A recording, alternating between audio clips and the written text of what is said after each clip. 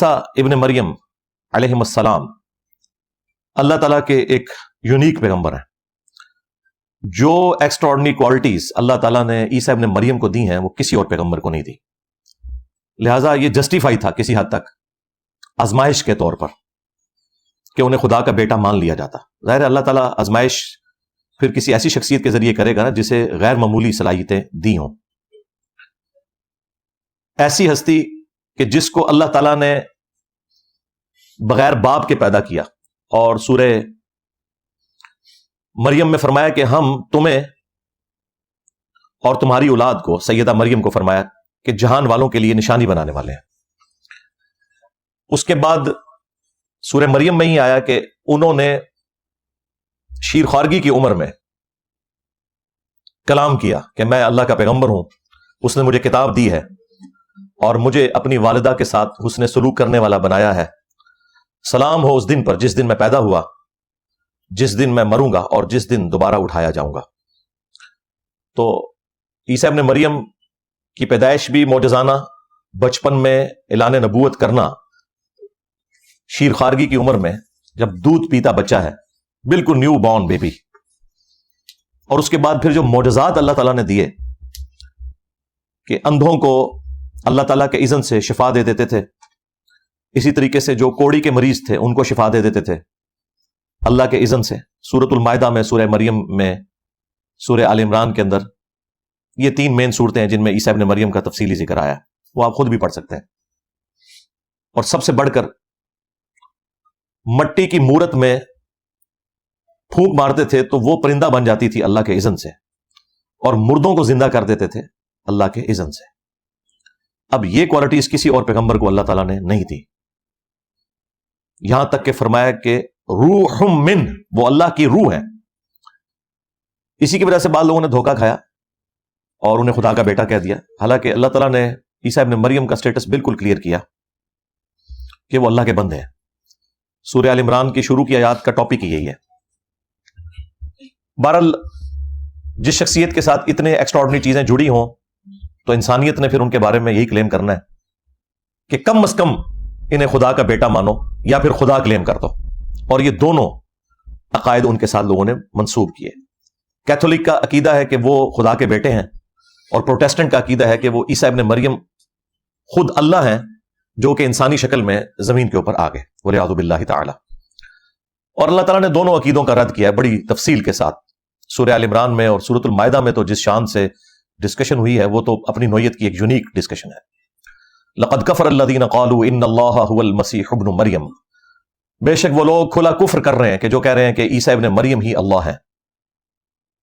وقال المسیح، جبکہ مسیح تو خود یہ کہا کرتے تھے، یا بنی اسرائیل، اے اولاد یعقوب، اعبدوا اللہ ربی و ربکم، عبادت کرو اس رب کی کہ جو میرا بھی رب ہے اور تمہارا بھی رب ہے. انہ من یشرک باللہ، یاد رکھنا بے شک جس نے اللہ کے ساتھ شرک کیا، لقد حرم اللہ علیہ الجنہ، اللہ تعالیٰ نے ایسے شخص پہ جنت حرام کر دی ہے، ومأواہ النار، اور اس کا ٹھکانہ ہے جہنم کی آگ، وما للظالمین من انصار، اور ایسے شخص کا قیامت کے دن کوئی مددگار بھی نہیں ہوگا جو اس قسم کا عقیدہ وابستہ کرے گا. اس سے زیادہ تو بہتر انداز میں سمجھایا نہیں جا سکتا تھا. پھر آگے چل کے فرمایا لقد کفر الذین قالوا ان اللہ ثالث ثلاثہ، وہ بھی کافر ہیں جو کہہ رہے ہیں کہ اللہ 3 میں سے ایک ہے. یعنی وہ کہتے تھے کہ اس وقت ٹرینٹی یہ تھی کہ 3 خدا ہیں، اللہ، سیدہ مریم اور سیدنا عیسیٰ ابن مریم. آج کی جو ٹرینٹی ہے اس میں سیدہ مریم کو تو سائڈ پہ کر کے انہوں نے ہولی گوسٹ کو داخل کر دیا ہے، سیدنا جبرائیل علیہ السلام. بل ٹرینٹی آج بھی اس طریقے سے موجود ہے. پھر آگے چل کے اللہ تعالیٰ نے فرمایا کہ مل مسیح ابن مریم الا رسول، عیسیٰ ابن مریم تو نہیں تھے مگر ایک رسول، قد خلت من قبلہ الرسل، ان سے پہلے بھی رسول گزر چکے ہیں. وامہ صدیقہ، ان کی ماں ایک سچی عورت تھی. کانا یاکلان الطعام، دونوں کھانا کھایا کرتے تھے، دونوں روٹی کھانے کے محتاج تھے. دیکھو ہم اپنی آیات کس طرح کھول کھول کر بیان کر رہے ہیں، اور پھر ان کی طرف دیکھو کس طرح یہ الٹے پڑے جاتے ہیں. کیا تم ایسی ہستیوں کو اللہ کے سوا پوج رہے ہو کہ جو نہ تمہارے نقصان کے مالک ہیں نہ نفع کے مالک ہیں، اور اللہ ہی سننے والا اور علم والا ہے. یعنی اس میں واضح عقیدہ اللہ تعالیٰ نے بتا دیا کہ عیسیٰ ابن مریم اور ان کی ماں من دون اللہ بھی ہیں، اس اعتبار سے کہ اللہ کے مقابلے پہ لوگوں نے ان کو کھڑا کیا.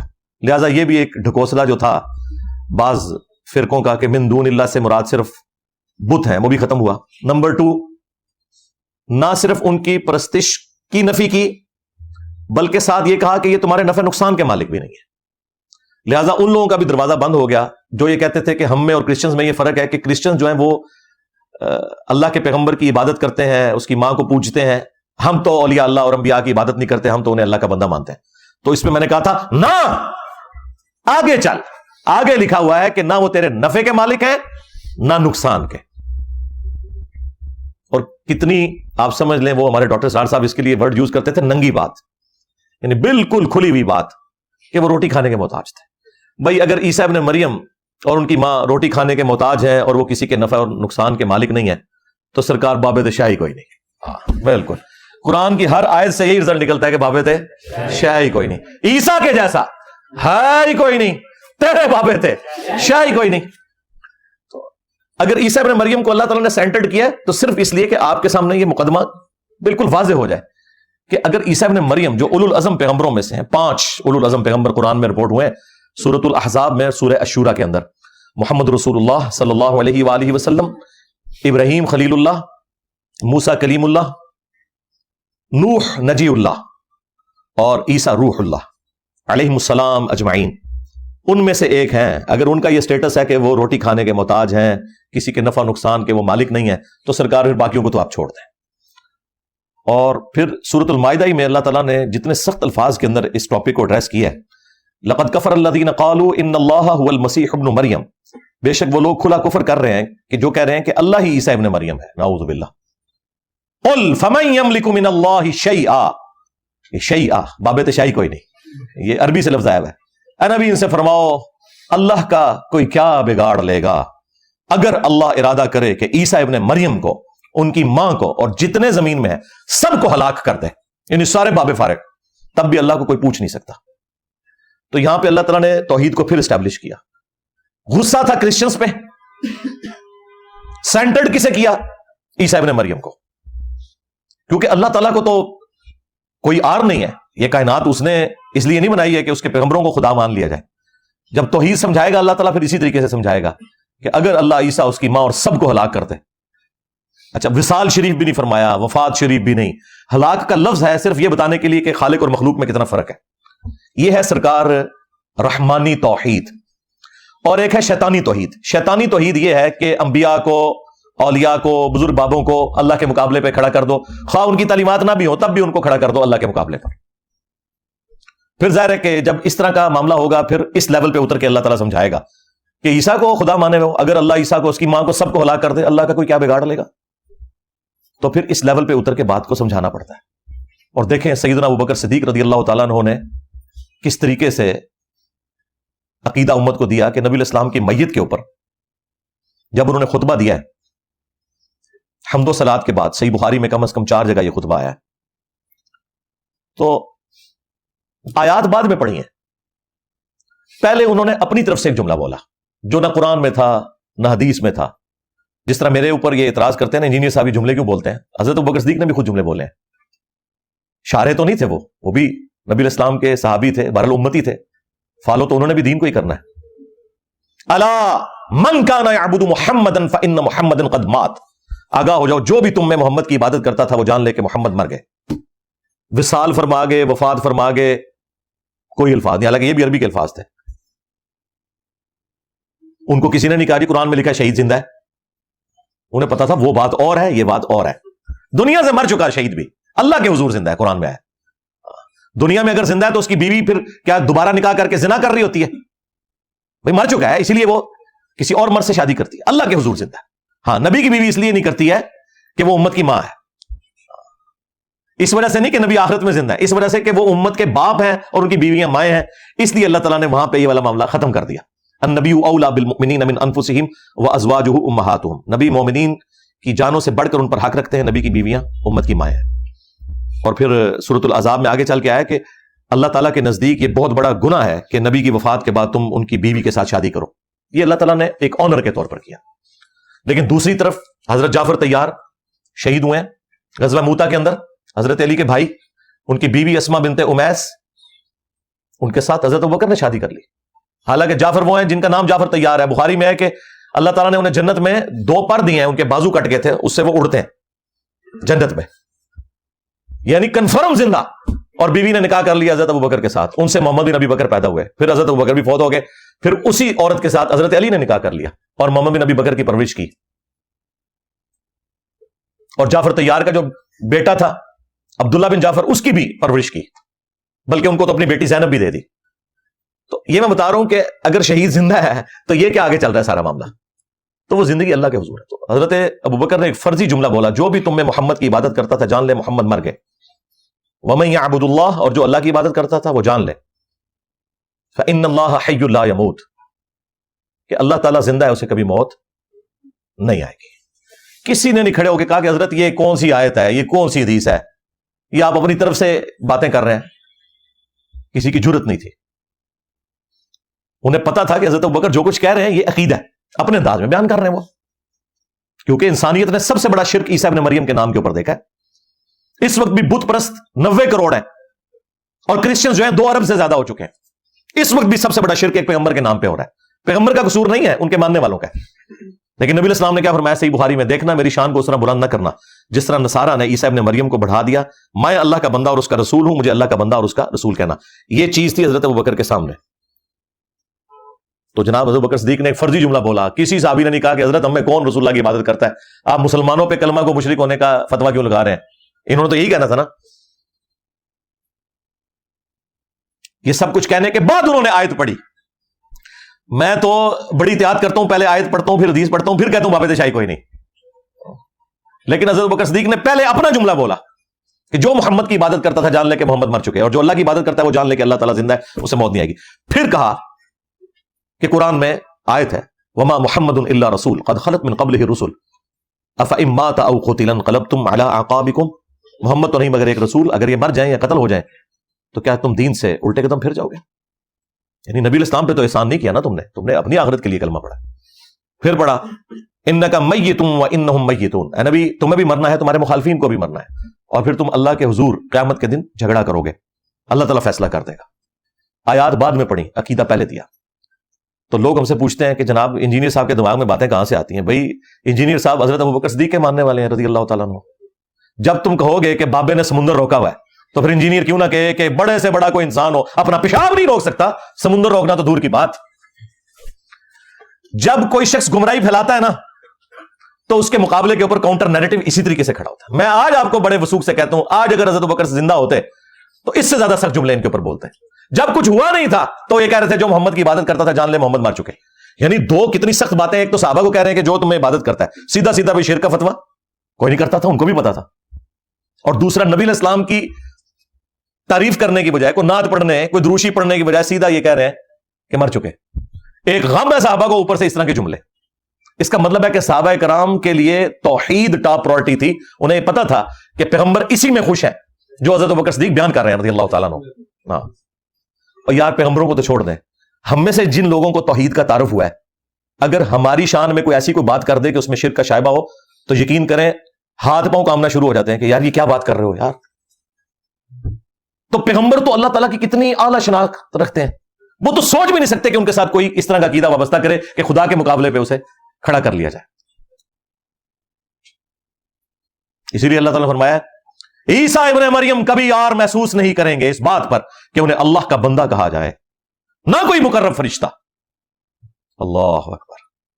پھر اللہ تعالیٰ نے فرمایا کہ اگر کوئی اس چیز سے آر محسوس کرے گا نا، پھر قیامت والے دن ہم سب کو جمع کر لیں گے اور عذاب دیں گے ایسوں کو. یہ سمجھانے کے لیے تھا، ایسا کبھی بھی نہیں ہونا تھا. پھر اللہ تعالیٰ نے یہاں تک فرمایا، یہ سورہ النساء میں تھی آیات، سورہ آل عمران میں، کہ کبھی ایسا نہیں ہوا کہ ہم کسی پیغمبر کو نبوت دے کر بھیجیں اور وہ لوگوں سے یہ کہنا شروع کر دے کہ لوگوں میری عبادت کرو اللہ کے سوا یا اللہ کے ساتھ. وہ تو کہتا ہے کونوا ربانیین، اللہ والے بن جاؤ، بس سبب اس کے کہ اللہ تعالیٰ نے تمہیں کتاب دی جس سے تم درس دیتے ہو، ایک دوسرے کو تبلیغ کرتے ہو. یہ کیسے ہو سکتا ہے کہ اللہ تعالیٰ تمہیں حکم دے کہ تم انبیاء اور فرشتوں کو رب مان لو؟ کیا وہ تمہیں اس بات کا حکم دے گا کہ تم اسلام لانے کے بعد کافر ہو جاؤ؟ یہ اتنی سخت آیات ہے سورہ آل عمران کے اندر. خیر یہ ٹاپک تو آج نہیں تھا، میں تو ایک کیفیت تاری ہوئی تو اس طرف چل پڑا. اس کے اوپر آپ میری تفصیلی ویڈیو دیکھ لیں. شیطانی توحید کا فتنہ، شیطانی توحید، شیطانی بابوں کا فتنہ. یہ بابوں کی توحید ہے، پیغمبروں کی توحید کوئی اور ہے، وہ ہے جو قرآن میں رپورٹ ہوئی ہے. خیر ٹاپک کی طرف واپس آئیں. عیسیٰ ابن مریم علیہ السلام سے متعلق مسلمانوں کا یہ اجماعی عقیدہ ہے. 5 جملوں میں وہ عقیدہ بیان کر دیتا ہوں. نمبر 1، عیسیٰ ابن مریم علیہ السلام کو اللہ تعالیٰ نے 33 سال کی عمر میں، 33 ایئرز کی ایج میں زندہ آسمانوں پر اٹھا لیا.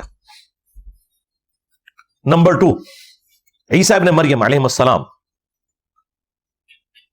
قیامت سے پہلے ایک دفعہ اس دنیا میں دوبارہ تشریف لائیں گے.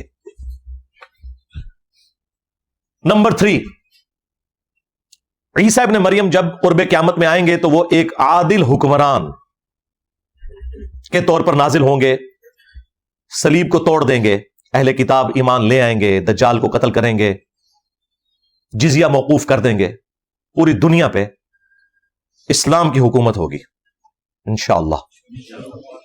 امام مہدی ان کے لیے گراؤنڈز بنائیں گے، لیکن الٹیمیٹلی جب عیسیٰ ابن مریم آئیں گے تو یہ لیڈرشپ عیسیٰ ابن مریم کے سپرد کر دی جائے گی، کیونکہ دجال کا فتنہ ایک اتنا ایکسٹراڈنری فتنہ ہے کہ وہ دنیا کے انسانوں کے قابو میں آنے والا نہیں ہے. اس کے لیے پھر بڑی پرسنالٹی چاہیے، اور وہ عیسیٰ ابن مریم.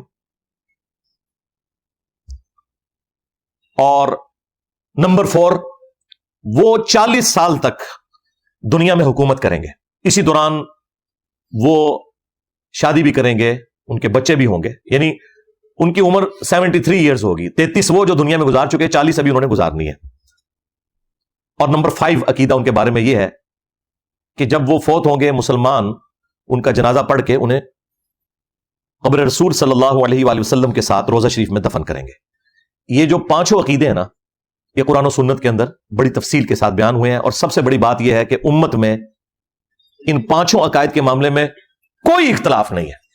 یہ چند وہ مسائل جن کے اوپر اجماع امت ہے ان میں سے ایک ہے.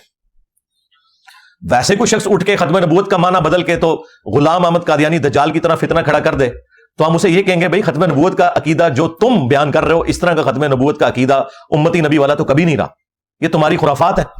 اسی طریقے سے آج کا کوئی فلاسفر یا کوئی ماڈرن عالم دین کھڑا ہو کے کہتا ہے کہ نہیں میں اس عقیدے کو نہیں مانتا، تو بھی تمہاری خرافات ہے. قرآن و سنت اور اجماع امت کے ساتھ تمہارے اس عقیدے کا کوئی تعلق نہیں. تمہاری گمراہی کے لیے اتنا ہی کافی ہے. اجماع امت اتنی بڑی دلیل ہے کہ قرآن کی اتھینٹسٹی اجماع امت ہے. یہ امت نے عملی تواتر اور اجماع سے قرآن ٹرانسفر کیا ہے، ہمارے سامنے نہیں نازل ہوا، یہ ذہن میں رکھیے گا. اور اجماع سے مراد ہوتا ہے جب پوری امت کا ایک عقیدہ ہو. ہاں اگر اختلاف پایا جاتا ہو پھر وہ اجماع امت نہیں ہوتا. تو جس طرح قرآن کے بارے میں یہ اجماعی عقیدہ ہے کہ یہ محفوظ ہے کتاب، سنی ہو شیعہ ہو جتنے بھی ان کے آف شوٹس ہوں سب کا یہی عقیدہ ہے. اس طرح یہ والا جو عقیدہ عیسیٰ ابن مریم والا، اس کے اوپر نہ صرف ود ان اسلام یا مسلمانوں میں اجماع ہے بلکہ انسانیت کا اجماع ہے. جیوز اور کرسچنز بھی مانتے ہیں، خیر ان کے ماننے میں اور ہمارے ماننے میں فرق ہے، لیکن بہرحال ایک پرسنالٹی کے بارے میں سب متفق ہے.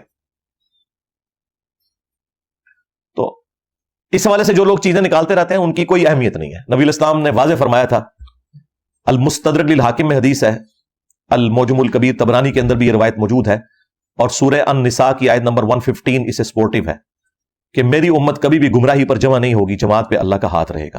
یعنی پوری امت اگر کوئی عقیدہ بتا رہی ہوگی نا، وہ کبھی گمراہی پہ مبنی نہیں ہوگا. مثلا پوری امت بتاتی ہے کہ نمازیں 5 ہیں، پوری امت بتاتی ہے کہ نماز قبلہ رخ ہو کے پڑھنی ہے، پوری امت بتاتی ہے کہ فجر کے 2 فرض ہیں، ظہر کے 4، عصر کے 4، 3 مغرب کے اور 4 عشاء کے. یہ اجماعی عقیدہ ہے. پوری امت کا عقیدہ ہے کہ مرنے کے بعد مسلمان کو غسل دے کر کفن دے کر قبلہ رخ قبر میں رکھنا ہے اور اس کا جنازہ بھی پڑھنا ہے. یہ ایگریڈ اپون چیز ہے، یہ اجماع امت والی چیز ہے. اسی طریقے سے حیات مسیح اور نزول مسیح علیہ السلام کے اوپر بھی امت کا اجماع ہے. کسی بندے کے اختلاف کرنے سے کوئی اس کی اہمیت نہیں ہے کہ اسے اتنا اجاگر کیا جائے کہ آپ ایک مصیبت ڈال کے بیٹھ جائیں. ہم دلائل رکھیں گے انشاءاللہ تعالی، ساتھ ساتھ ان لوگوں کے شیطانی وسوسوں کا رد بھی کریں گے تاکہ ایک عام آدمی کو بات سمجھ آ جائے.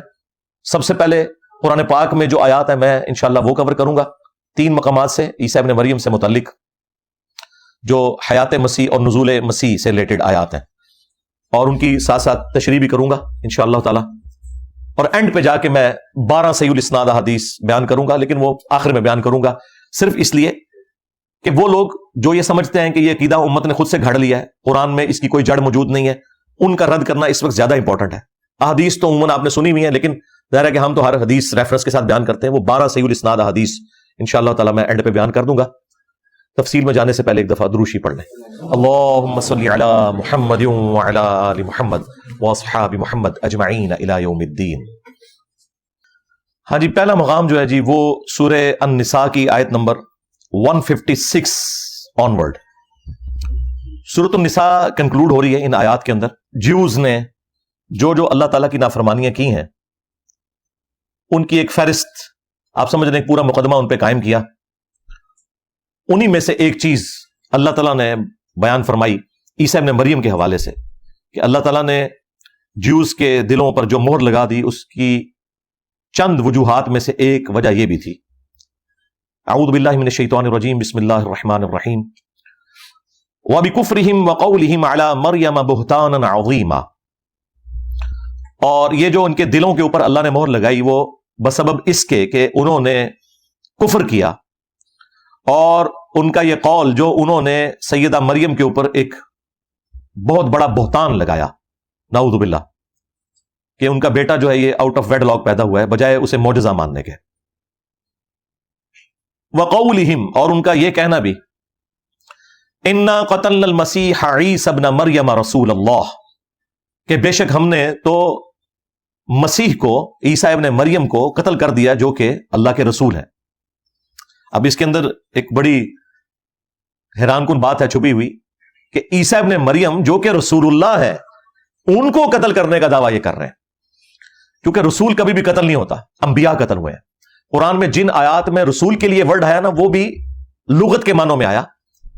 جب ٹرمنالوجی میں اصطلاح میں بات کرتے ہیں تو نبی وہ ہوتا ہے کہ جو کسی رسول کی شریعت میں مجدد کی حیثیت سے آتا ہے، اسے اسٹیبلش کرنے کے لیے، نہ کہ کوئی نئی شریعت لے کے آتا ہے۔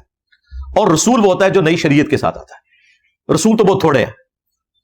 وہ مسند احمد میں حدیث ہے، مشکات میں بھی، کہ 1,24,000 پیغمبر ہیں، ان میں سے صرف 315 رسول ہیں، باقی سب کے سب انبیاء ہیں۔ رسول شریعت کے ساتھ آتے ہیں، پلس رسول آ کے اپنی قوم کو یہ دھمکی لگاتے ہیں کہ اگر تم ہم پر ایمان نہ لائے تو بڑے دن کا عذاب تمہیں آ پکڑے گا، اور پھر اس کی وجہ سے ان کی قوموں کو ہلاک کیا جاتا ہے۔ جس طرح نوح علیہ السلام رسول تھے، ہود علیہ السلام، صالح علیہ السلام، شعیب علیہ السلام، لوط علیہ السلام، تو اس لیے دیکھیں انہوں نے دھمکیاں دی اور مخالفین تباہ و برباد ہوئے۔ موسیٰ علیہ السلام، لیکن جو انبیاء ہوتے ہیں نا وہ صرف دعوت توحید دیتے ہیں، جو اگلی شریعت ہے اس کی پیروی کا حکم دیتے ہیں۔ جس طرح کہ یوسف علیہ السلام، وہ کہیں آپ کو ان کی دھمکی نظر نہیں آئے گی کہ اگر مجھ پہ ایمان نہ لائے تو بڑے دن کا عذاب آ پکڑے گا۔ وہ تو صرف جیل کے ساتھیوں کو دعوت توحید دیتے ہیں، کیونکہ وہ آلریڈی حضرت ابراہیم علیہ السلام، حضرت اسحاق علیہ السلام، حضرت یعقوب علیہ السلام کے دین کے اوپر ہوتے ہیں۔ تو یہ نبی اور رسول میں فرق ہے۔ رسولوں کے کیس میں اللہ تعالیٰ نے واضح فرما دیا ہے، کتب اللہ لأغلبن انا ورسلی، اللہ نے یہ طے کر لیا اپنے پاس کہ بالضرور میں اور میرے رسول ہی غالب رہیں گے۔ رسول کبھی قتل نہیں ہوگا، کیونکہ رسول اگر دھمکی لگائے اور خود قتل ہو جائے تو اس کی رسالت تو پھر گئی نا۔ دھمکی لگا رہا تھا مخالفین کو، خود قتل ہو گیا ان کے ہاتھوں۔ یہ وجہ ہے کہ عیسیٰ ابن مریم قتل نہیں ہوئے، اللہ تعالیٰ نے انہیں آسمانوں پہ اٹھا لیا، بچا لیا، اور ان کے مخالفین پہ عذاب کا کوڑا پھر برسا، اور مسلسل پچھلے 2000 سال سے برس رہا ہے۔ ٹائٹس نے 70 عیسوی کے اندر نبی الاسلام کی پیدائش سے ایگزیکٹلی 500 ایئرز پہلے ہیکل سلیمانی جو دوبارہ انہوں نے تعمیر کیا تھا نیبوکیڈ نظر کے توڑنے کے بعد، اسے توڑ دیا۔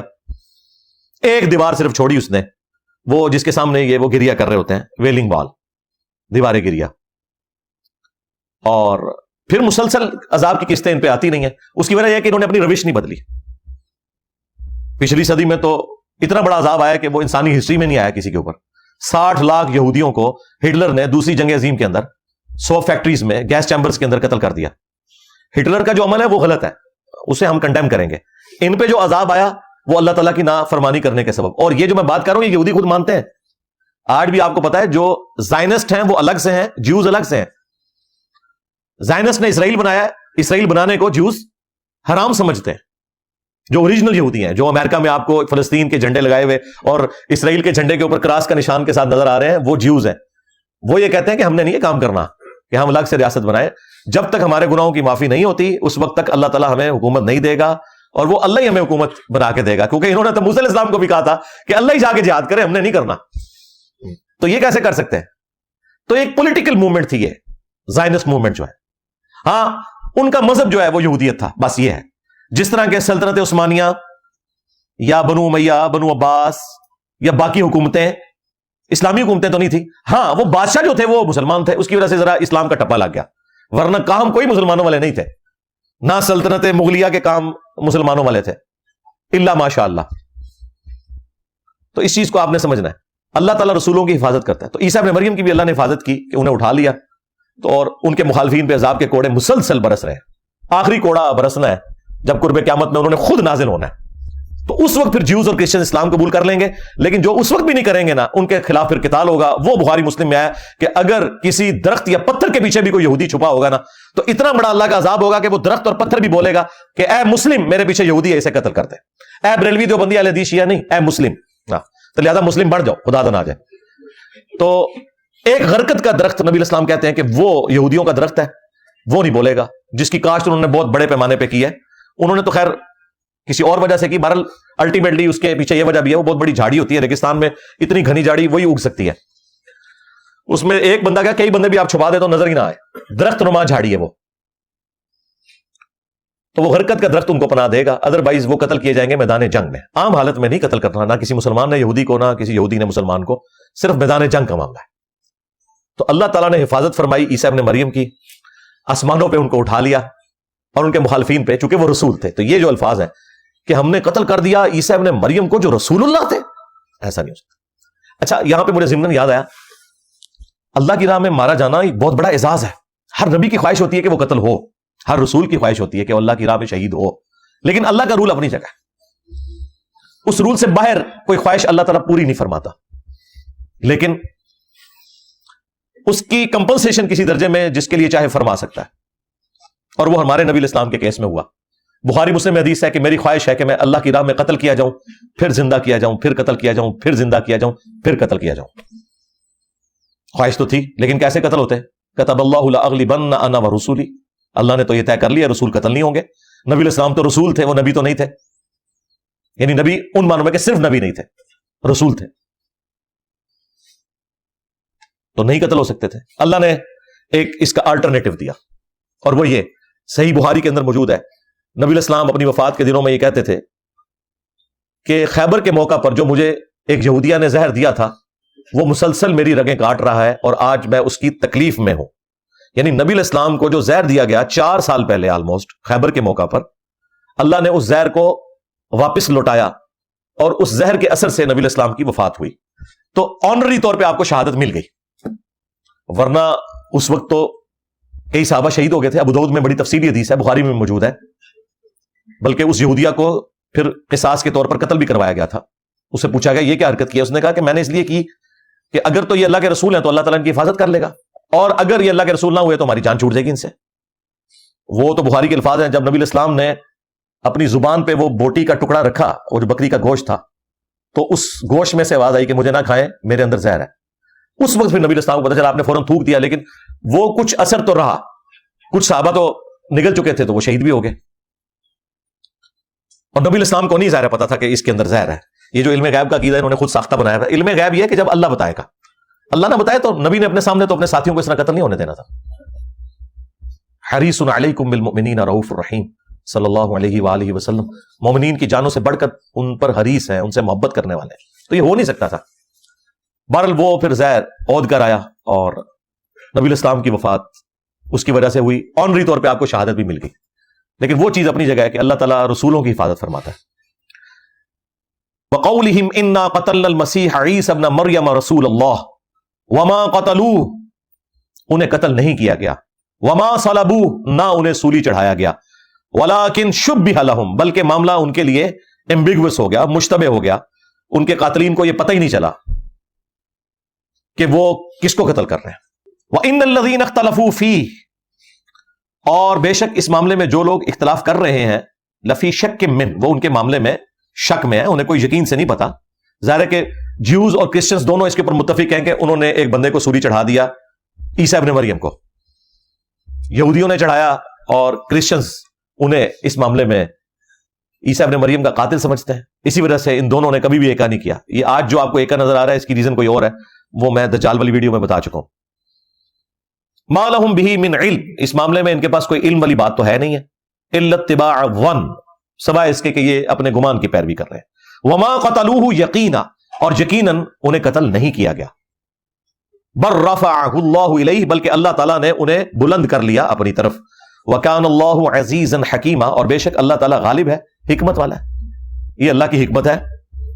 اللہ تعالیٰ اس بات پر بھی غالب تھا کہ جو لوگ انہیں قتل کرنا چاہ رہے تھے انہیں تباہ کر دیتا، لیکن اللہ کی حکمت یہ ہے کہ ان کو اس وقت کچھ نہیں کہا. عیسیٰ ابن مریم کو ہی اللہ تعالیٰ نے اوپر اٹھا لیا. اس میں واضح آ گیا کہ نہ وہ قتل ہوئے نہ سولی دیے گئے، اور یقیناً وہ قتل نہیں ہوئے، بلکہ اللہ نے انہیں اپنے پاس اٹھا لیا. اب یہ بڑا اچھا موقع تھا کہ یہاں پہ اللہ تعالیٰ فرماتا کہ وہ اپنی نیچرل ڈیتھ فوت ہوئے، فلاں جگہ ان کی قبر ہے. نہیں، فوت ہونے کا ذکر ہی نہیں ہے. یہ ذکر ہے کہ قتل نہیں ہوئے، سلیب نہیں دیے گئے، بلکہ اللہ نے انہیں اپنے پاس اٹھا لیا. تو یہ اتنے غیر معمولی الفاظ بتا رہے ہیں کہ اللہ تعالیٰ نے انہیں زندہ اٹھایا. اور اس کی جو تفصیلات ہیں وہ جو مسلم مفسرین ہیں، امام طبری ہوں یا امام ابن کثیر ہوں، انہوں نے مختلف روایتیں نقل کی ہیں. ظاہر ہے کہ اس کی تفصیلات نبی علیہ السلام نے تو کوئی بیان نہیں فرمائی، بس اتنا ہی عقیدہ ہے کہ یہ اللہ تعالیٰ نے انہیں زندہ آسمانوں پہ اٹھا لیا. لیکن وہ ایونٹ کیا ہوا تھا وہ تفصیلات ہمیں نہیں بتائی گئی ہیں. بعد میں پوپ کی لائبریری سے 17ویں صدی کے آغاز میں، آلموسٹ آج سے کوئی 400 سال پہلے، ایک انجیل کا ورژن نکلا تھا، انجیل برناباس کا. اب کرسچنز تو انجیل برناباس کو نہیں مانتے. بعد میں ٹرکی میں بھی ایک سمگلنگ کے دوران بھی کچھ سال پہلے ایک اس کا نسخہ ایک بندے کے ہاتھ لگ گیا تھا، اور وہ اب ٹرکی کے میڈیا کا تو دعویٰ ہے کہ وہ 1500 سال پرانا نسخہ ہے، نبی علیہ السلام کی پیدائش سے بھی پہلے کا ہے. اگر واقعی ایسا ہے اور اس میں وہی کچھ لکھا ہوا ہے تو یہ تو بڑی غیر معمولی بات ہے، کیونکہ پھر مسلمانوں پہ تو الزام نہیں لگایا جا سکتا کہ یہ انہوں نے خود لکھا ہے. لیکن اس کی کوئی کاربن ڈیٹنگ نہیں ہوئی بھی، لہٰذا میں وثوق سے نہیں اسے آن کر سکتا کہ واقعی وہ 1500 سال پرانا ہے.